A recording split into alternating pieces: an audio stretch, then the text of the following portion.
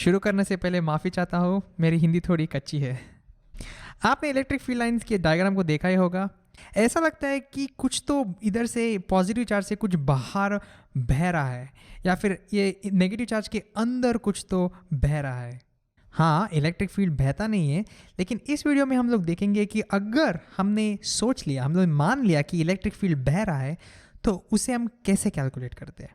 तो इसी को हम इलेक्ट्रिक फ्लक्स बोलते हैं। फ्लक्स माने फ्लो, कितना इलेक्ट्रिक फील्ड फ्लो हो रहा है। और आपको मैं थोड़ा स्पॉइलर देना चाहता हूँ, हम लोग इस फ्लो को या फिर इस फ्लक्स को ऐसे कैलकुलेट करते हैं।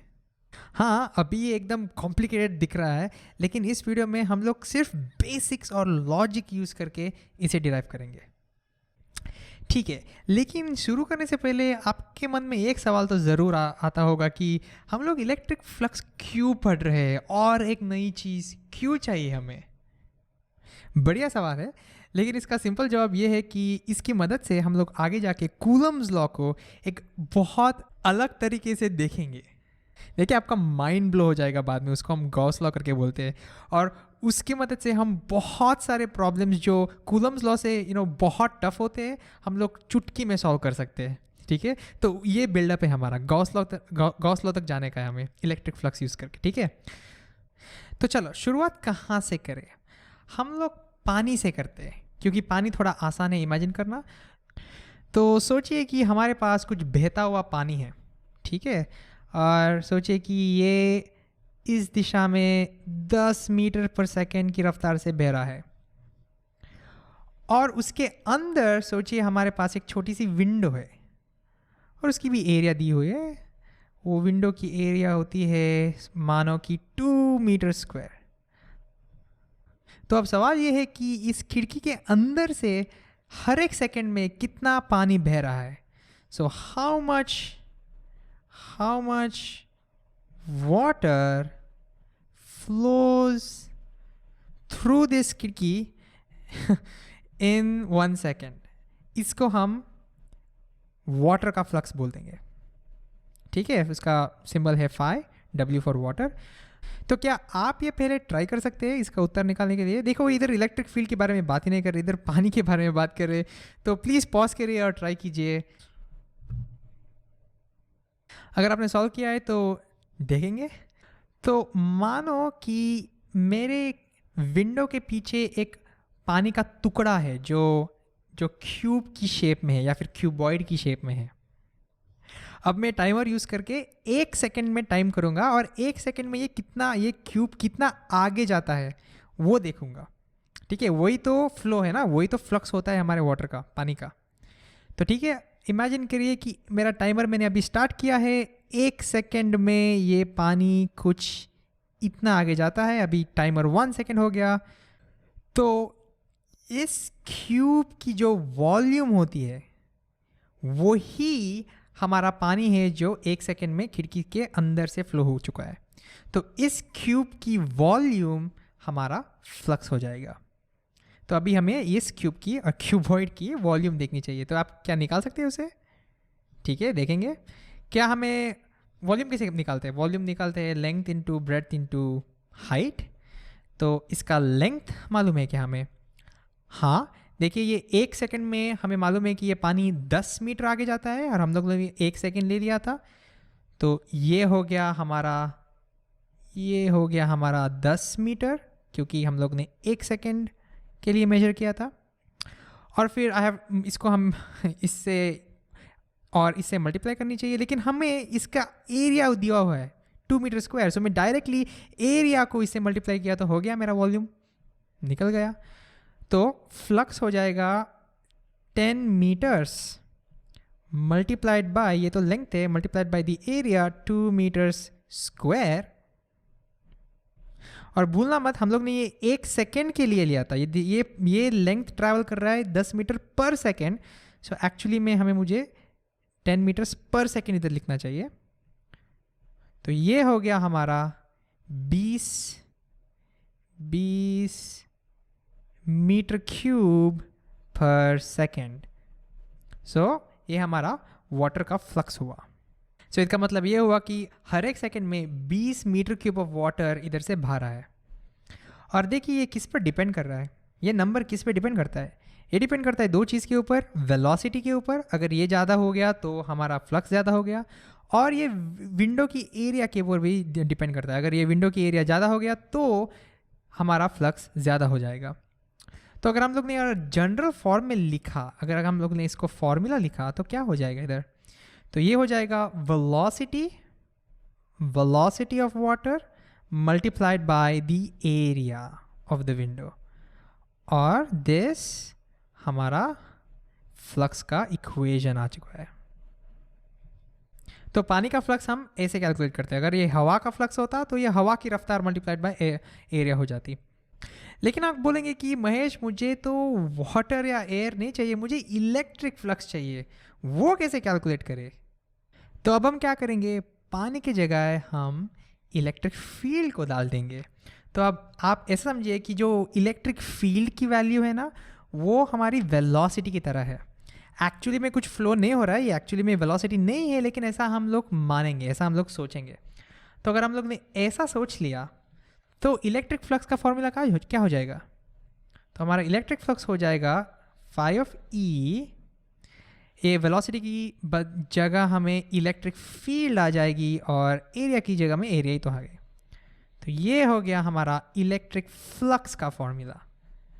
लेकिन ये मीटर क्यूब पर सेकेंड नहीं होगा, इसका यूनिट क्या होगा?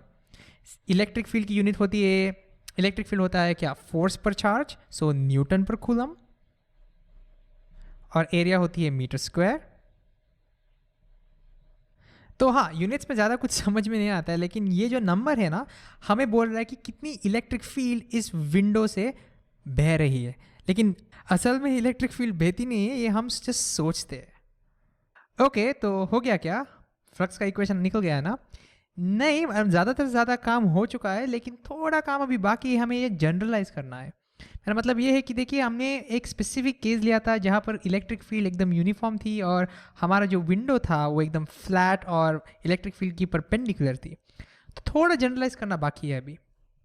तो पहले ये सोचते कि अगर ये विंडो परपेंडिकुलर नहीं थी, अगर इलेक्ट्रिक फील्ड को अगर ये परपेंडिकुलर नहीं होता तो फ्लक्स क्या होता?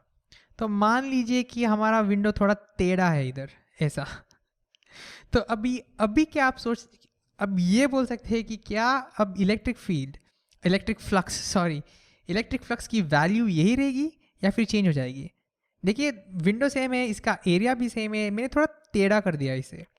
तो मैं इसे साइड से दिखाता हूँ, आपको थोड़ा आसान हो जाएगा देखने में। हाँ, तो पहले आप पॉज करके ये सोचिए, क्या इलेक्ट्रिक फ्लक्स इसमें से, इस विंडो में से सेम हो जाएगी या फिर चेंज हो जाएगा, ज़्यादा होगा या फिर कम होगा? अगर आपने सोच लिया है तो आइए देखते हैं। इस विंडो में से आपको दिख रहा है कि तीनों के तीनों फील्ड लाइन इससे फ्लो हो रही है, लेकिन इस विंडो में से देखिए, ये ऊपर वाली फील्ड लाइन और ये नीचे वाली फील्ड लाइन नहीं फ्लो हो रही है। तो इसे आप समझ सकते हैं कि अभी आपका फ्लक्स थोड़ा कम हो चुका है। तो फ्लक्स सेम नहीं रहेगा, वो थोड़ा कम हो जाएगा। तो अब सवाल ये आता है कि हम अभी इसे फ्लक्स को कैलकुलेट कैसे करें? हम लोग इलेक्ट्रिक फील्ड और एरिया को मल्टीप्लाई नहीं कर सकते, आप लोग अभी कैसे करें? तो देखिए, मैं ऐसा सोचता हूँ, और इस विंडो को हटा देते हैं।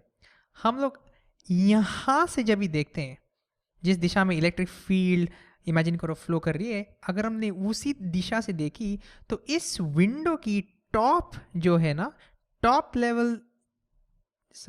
इस विंडो की टॉप लेवल यहाँ पे है, और इस विंडो की बॉटम की लेवल यहाँ पे है। तो हम लोग ऐसे सोच सकते हैं कि अगर आपने इधर से देखा तो इफेक्टिव एरिया जो आपको दिख रहा है वो सिर्फ इतना है, ये आपका इफेक्टिव एरिया हो चुका। तो इस सिचुएशन में फ्लक्स कैलकुलेट करने के लिए हम लोग इलेक्ट्रिक फील्ड को इस एरिया से मल्टीप्लाई करेंगे। लेकिन आप सोचेंगे अरे महेश, ये एरिया हम कैलकुलेट कैसे करें? तो देखिए, अगर आपको ये एंगल पता होता तो आप ट्रिग्नोमेट्री यूज करके इसका कंपोनेंट कैलकुलेट कर सकते हैं, इसकी इस साइड का परपेंडिकुलर कंपोनेंट कैलकुलेट कर सकते हैं।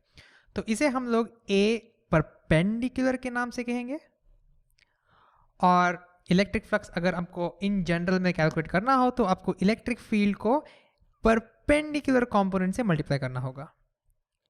ये हो गया हमारा general formula for electric flux. और देखिए अगर मैंने ज़्यादा टिल्ट किया तो वो परपेंडिकुलर कंपोनेंट घटता जाएगा और आपका इलेक्ट्रिक फ्लक्स भी कम होता जाएगा। और फाइनली अगर हमने इसको पूरी तरह से पैरेलल कर दिया तो देखिए परपेंडिकुलर कंपोनेंट ज़ीरो हो गई और आपका फ्लक्स भी ज़ीरो हो जाएगा। और ये आप समझ सकते हैं ना, अब देखो इलेक्ट्रिक फील्ड इसके थ्रू फ्लो ही नहीं कर रहा है, ज़ीरो, कुछ भी फ्लो नहीं कर रहा है। तो ध्यान रखिए किसी भी फ्लक्स को कैलकुलेट करना है तो आपको परपेंडिकुलर कंपोनेंट निकालना चाहिए। एरिया जो फील्ड के परपेंडिकुलर होती है उस कंपोनेंट से मल्टीप्लाई करना चाहिए तो आपको इलेक्ट्रिक फ्लक्स मिलता है। तो हो गया ना हमारा जनरल फॉर्मूला इलेक्ट्रिक फ्लक्स का। नहीं, और एक जनरलाइजेशन बाकी है। इधर हम लोग ने यूनिफॉर्म इलेक्ट्रिक फील्ड को अज्यूम किया था। तो अब देखते हैं अगर हमारे पास यूनिफॉर्म नहीं है, अगर हमारे पास नॉन यूनिफॉर्म इलेक्ट्रिक फील्ड है और हमारा एरिया भी फ्लैट विंडो नहीं है, हमारा एरिया भी कुछ टेढ़ा मेढ़ा है, तो इधर इलेक्ट्रिक फ्लक्स कैसे कैलकुलेट करेंगे? अब आखिरी बार क्या आप वीडियो को पॉज करके सोचेंगे कि अगर आप आपकी ये इन्फॉर्मेशन लेके आप इस सिचुएशन में इलेक्ट्रिक फ्लक्स को कैसे कैलकुलेट करेंगे? अगर आपने सोच लिया है तो देखते हैं।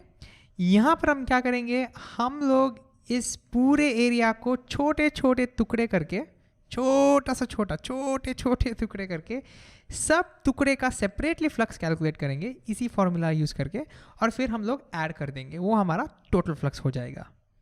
देखिए ऐसा करने से क्या होता है, ये हर एक छोटा टुकड़ा जो होता है हम लोग अज्यूम कर सकते हैं कि ये फ्लैट है, हाँ ना। कौन से भी कर्व ले लीजिए, अगर आपने छोटा टुकड़ा ले लिया तो हम लोग अज्यूम कर सकते हैं वो फ्लैट है। हमारा अर्थ देखिए वो राउंड है, लेकिन अगर छोटा टुकड़ा ले लिया तो हमें फ्लैट दिखता है, हाँ ना। तो अगर हमने यहाँ पर अगर जूम इन कर दिया तो इस छोटे टुकड़े का एरिया मानते हैं डी ए, क्योंकि वो छोटा है, बहुत छोटा है, इन्फिनिटेसिमल कैलकुलस में हम लोग डी यूज़ करते हैं, तो डी ए हो गया उसका एरिया। और मानते हैं कि वहाँ पे इलेक्ट्रिक फील्ड इस दिशा में ई है। तो अभी यहाँ पे फ्लक्स कितना हुआ, हम यही फॉर्मूला यूज़ करके मल्टीप्लाई करेंगे, electric field multiplied by the perpendicular component of the area. तो वो फ्लक्स, वो छोटा सा फ्लक्स उस टुकड़े से जो फ्लो हो रहा है, वो फ्लक्स डी फाई ई, वो हो जाएगा उधर का इलेक्ट्रिक फील्ड मल्टीप्लाइड बाय उधर का परपेंडिकुलर एरिया। अभी आपको टोटल फ्लक्स चाहिए तो सब जगह यहाँ पे सब जगह इस छोटे टुकड़े से इलेक्ट्रिक फ्लक्स कैलकुलेट करके ऐड कीजिए। कैलकुलस में इस एडिशन को हम लोग समेशन नहीं कहेंगे, हम इसे इंटीग्रल कहते हैं, क्योंकि ये बहुत छोटे टुकड़े हैं तो इनफाइनाइट समेशन होता है, तो इसे हम इंटीग्रल कहते हैं। तो टोटल फ्लक्स जिसे हम 5 बोलते हैं, ये हो जाएगा integral of E into D A perpendicular, और ये हो गया हमारा most general form of electric flux. हाँ, इसे हम वेक्टर फॉर्म में भी लिख सकते हैं, वो हम और एक वीडियो में देखेंगे, लेकिन अब के लिए ये हुआ हमारा फ्लक्स का फॉर्मूला। तो देखिए हमने कैसे पानी से लेके इलेक्ट्रिक फ्लक्स का जनरल फॉर्मूला निकाल दिया। तो कल को आप अगर ये भूल भी जाते हैं तो आपको बेसिक याद रहेगा, तो आप ये फॉर्मूला डिराइव कर सकते हैं मन में ही। ठीक है, तो समराइज करते हैं। फ्लक्स क्या होता है? फ्लक्स एक नंबर होता है जो बोलता है हमें कि कितना कुछ भी फ्लो कर रहा है। वाटर फ्लक्स हो गया तो कितना वाटर फ्लो कर रहा है, इलेक्ट्रिक फ्लक्स हो गया तो कितना इलेक्ट्रिक फील्ड फ्लो कर रहा है। लेकिन याद रखिए इलेक्ट्रिक फील्ड एक्चुअली में कुछ फ्लो नहीं कर रहा है, ये हम लोग इमेजिन करते हैं। और इसे कैलकुलेट करने के लिए हमें इलेक्ट्रिक फील्ड को एरिया परपेंडिकुलर से मल्टीप्लाई करना पड़ता है। और याद रखिए ये इक्वेशन आप कौन से भी फ्लक्स को यूज़ कर सकते हैं। अगर कल को आपने मैग्नेटिक फ्लक्स पढ़ा तो इलेक्ट्रिक फील्ड की जगह आप मैग्नेटिक फील्ड डाल दीजिए और आपको मैग्नेटिक फ्लक्स आ जाएगा। तो कौन से भी फ्लक्स कैलकुलेट करने के लिए वो फील्ड का स्ट्रेंथ लीजिए और एरिया परपेंडिकुलर से मल्टीप्लाई किया तो आपको उसका फ्लक्स आ जाएगा।